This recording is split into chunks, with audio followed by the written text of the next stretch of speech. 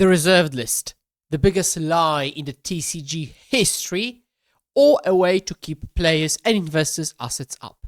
And today we will discuss that, but also specifically the history of it, why it was introduced, what the effects are, and why it hasn't really been abolished yet, or whether could we even do that.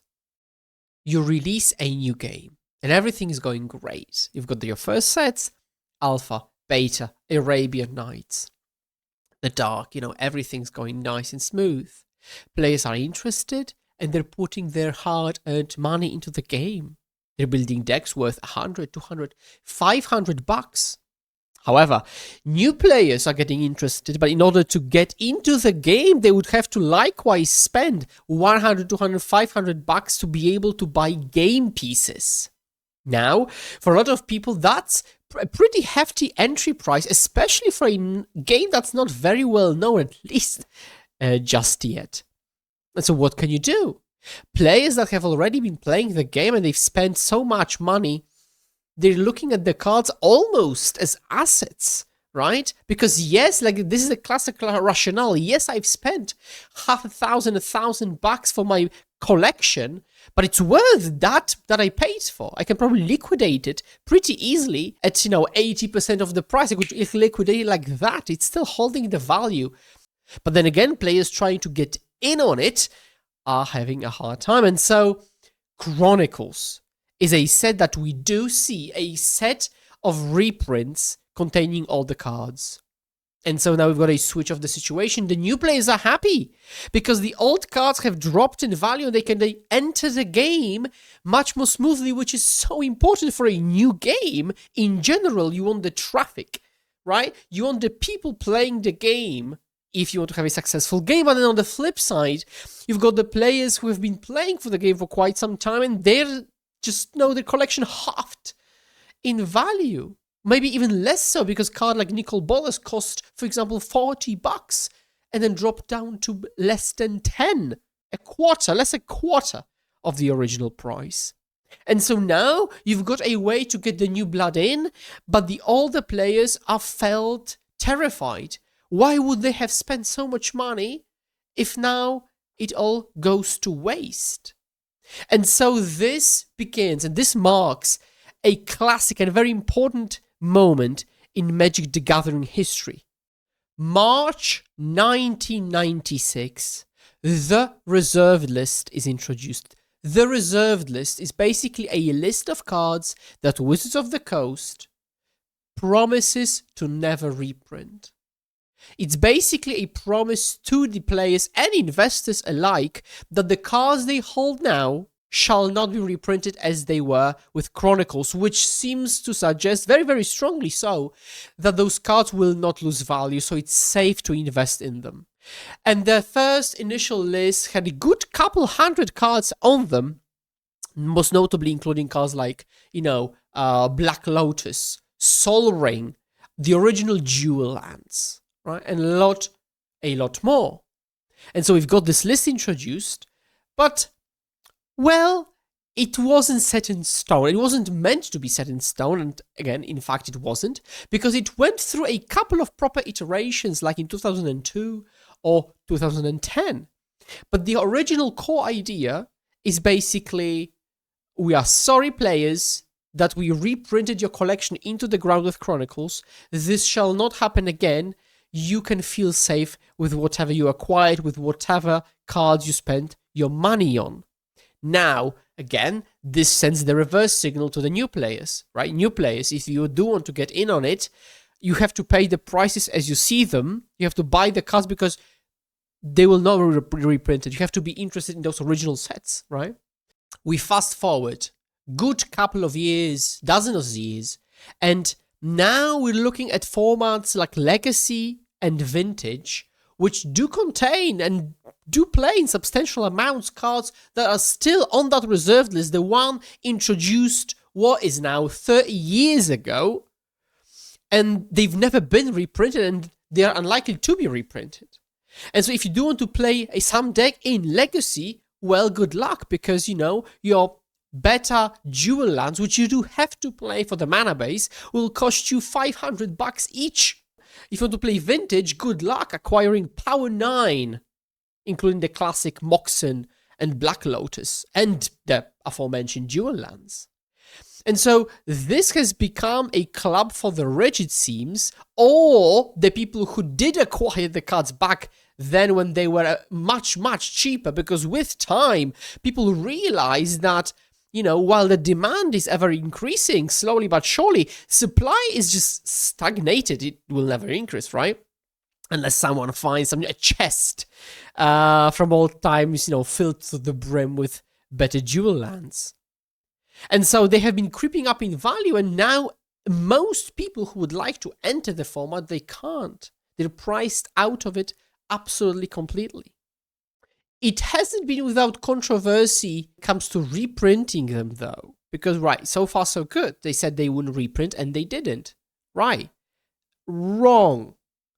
We have had, for example, let's keep the example of dual lands reprinted on MTGO and in Arena. Right, this is a digital form, but it has been so. But okay, reserve list applies to the physical copies. Okay, that's all good, fair. So we've got From the Vault 2010 foil Mox Diamond, which actually led to an errata of the reserved list, now saying that foils also cannot be reprinted because of the loophole that they thought they'd found by reprinting Mox Diamond. We've got World Championship decks with this kind of very characteristic gold border, which shows people that, these are the cards that people played, but they are not tournament legal when they have this gold border. And so all good, it doesn't break the promise because they are not tournament legal. That's very important. And so then we go to Magic 30th anniversary. And what happens? Wizards puts out a product worth $1,000 American, which includes, I'll just say it, proxies of the reserved list cards, right? The proxies of, for example, Underground Sea, the example of the dual land I just mentioned. And what's particularly funny is that we're trying to keep up this promise, right, for the investors. But at the same time, we're printing proxies of those cards, but they're not tournament legal, so we're all good. And we're selling that at an exorbitant price. All the while, you could just buy 2 original, actual Underground Seas from Revised for the same price instead of getting the bundle with the proxies. Now, what's also interesting and puzzling, one could say, is that those proxies, which are not tournament legal, they do hold value. If you opened Card Market today, and if you wanted to buy, let's say, Ancestral Recall from that edition, from the 30th edition, you would have to fork out over €1,000. And you actually couldn't find more than like a couple of copies in general available, right? So there is something that dictates the prices, which isn't purely playability, because those are not, right? And in your EDH decks, your cubes, you could play the gold border, you could play those, this is quite expensive, or you could proxy them. And so we go back to the question of, are Magic cards assets, or are they game pieces? And you could side with either side. I will side with the player base and saying that these are game pieces first and foremost, and we have got people and investors buying out cards in the hopes of profit driven by the capitalist mindset, but this is at the cost of people actually wanting to participate in the game that we have created and have been trying to cultivate. But there is also some other things that could dictate the prices. And so, for example, let's say we do reprint the cards. Somehow we manage a way to do so. We do reprint them. What will happen to the prices? The idea is that your dual lands and your reserved list cards will just massively drop in value, right? So you will have lost in your collection. Actually, both speculators and players would lose, right? It's not asymmetrical. Now, investors a bit more so because that's they only hope they would have. And players, if they bought the underground sea, they're playing with the underground sea, and they never meant and intended to sell them, what does it matter how much it costs, actually? But if you reprinted them, and it indeed worked as we're assuming, so it made them cheaper, this could drive more people to formats, like I mentioned, Legacy and or Vintage, right? Which would then increase the demand for the cards, because the player base will just be bigger, we will have bigger tournaments, bigger turnouts, bigger incentives, which then in turn, this might make the cards again more expensive because of the higher demand versus the supply, especially so for the original versions. And that's another point I wanted to mention. The original editions of cards are likely to still stay very, very expensive. And just to give you a couple of examples, my personal favorite. I love beta basics, okay? I love beta basics. I've got, like 100 of them. And basics, right? They've been reprinted more than anything ever will and has been.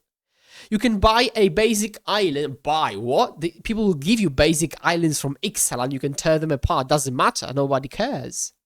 But beta basic island? Hold up, right? That's a bit different. Functionally the same. Tournament legality the same. But clearly a big difference. And so there is something inherent to the art, to the originality, to the scarcity, right?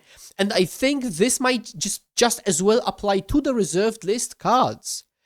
If you now make Underground Sea reprinted, and mind you, this wouldn't be a common in a dual deck, this would be probably like an ultra mythic in like a new type of set. The original ones would still be the chase ones. They would be as scarce as they have been. And actually, let's look at a couple of examples. Because Sol Ring, I mentioned at the beginning of the video, you might think, well, but I can buy Sol Rings easily. Yes, you can, because they've been removed of the reserved list, actually. So the list has been moving in the past, and if you want to buy a Sol Ring now, it doesn't take much. Everybody has Sol Rings. They are reprinted every single set with every single Commander Precon. But an Alpha Sol Ring?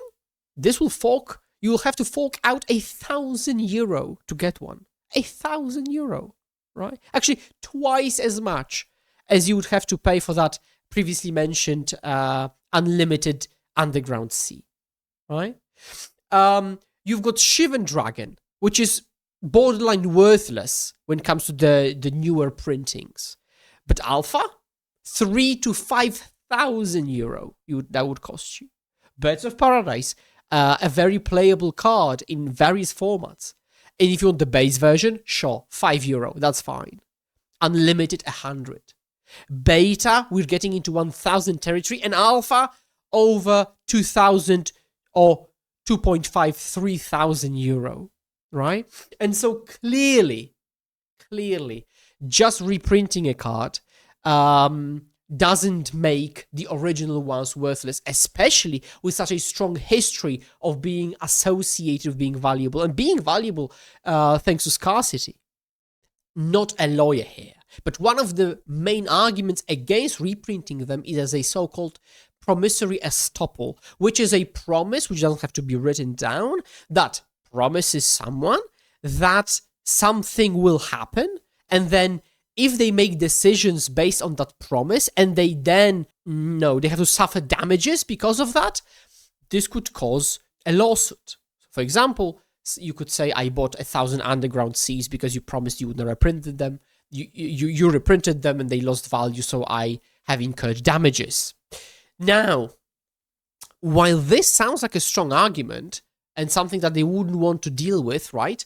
Actually, I've already mentioned there have been changes to the reserved list, like the Sol Ring, for example, and we really haven't seen lawsuits at all, right? So maybe this argument just doesn't work actually in practice because there haven't been any. Sol Ring Basalt Monolith removed from the reserve list in 2002, the Mox Diamond case in 2010. And so nothing really has happened. But this promissory estoppel idea definitely has been one of the strongest ones because we're involving law, which is, a completely different animal to just say, let's say, economics.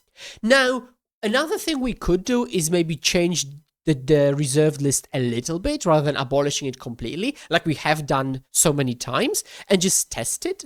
So, for example, remove a bit drastically, so maybe dual lands and see how it goes. Or maybe just some single chase cards like Gaia's Cradle and see what happens. So there are a couple of ways to approach this, but it seems that, dare I say, it is entirely possible not only to just reprint them, but even if we do so, not much would happen and affect people wrong, affect them bad, affect them in a way that they wouldn't want to be affected.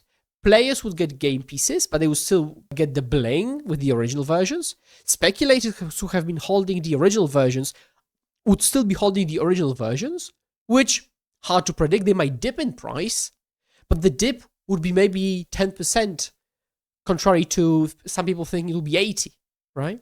And again, over time, with more people playing Legacy and Vintage, affording the cheaper copies, the demand could go up in such a way that the originals would actually end up even more expensive. And so, this is the reserved list. This is the whole idea. I'm really curious what you think. Let us know down below. Remember to click like, subscribe, and comment to tell me what you think. And I will see you in the next one. Cheers.